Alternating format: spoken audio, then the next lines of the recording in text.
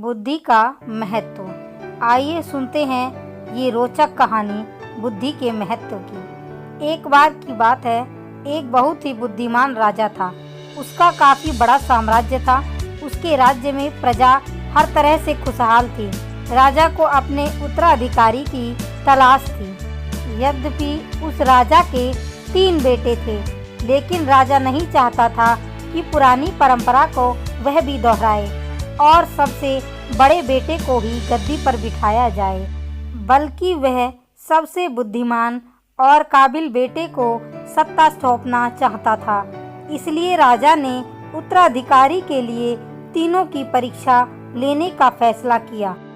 एक दिन राजा ने तीनों बेटों को अलग अलग दिशाओं में भेजा। उसने हर बेटे को सोने का एक एक सिक्का देते हुए कहा कि वे इसे ऐसी चीज खरीदें जो पुराने महल को भर दे। उसके पहले बेटे ने सोचा कि पिता तो सठिया चुके हैं, इस थोड़े से पैसे से इस महल को किसी चीज से कैसे भरा जा सकता है।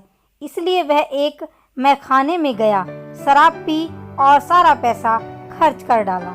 राजा के दूसरे बेटे ने इससे भी आगे सोचा।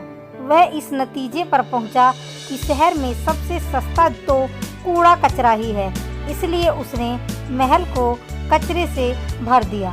लेकिन राजा के तीसरे बेटे ने 2 दिन तक इस पर चिंतन मनन किया कि महल को सिर्फ एक सिक्के से कैसे भरा जा सकता है। वह वाकई कुछ ऐसा करना चाहता था जिससे पिता की उम्मीद पूरी होती हो। उसने मोमबत्तियां और लोबान की बत्तियां खरीदी और फिर पूरे महल को रोशनी और सुगंध से भर दिया। इस तीसरे बेटे की बुद्धिमानी से खुश होकर राजा ने उसे अपना उत्तराधिकारी बना दिया। दोस्तों, इस हिंदी की कहानी से हमें यह सीख मिलती है कि बुद्धि से कुछ भी पाया जा सकता है, लेकिन तब जब हम बहुत ही शांत होकर सच्चे मन से कुछ करने का प्रयास करें। तो दोस्तों, हमारे चैनल को सब्सक्राइब जरूर करिएगा अगर आपको यह वीडियो अच्छी लगी हो।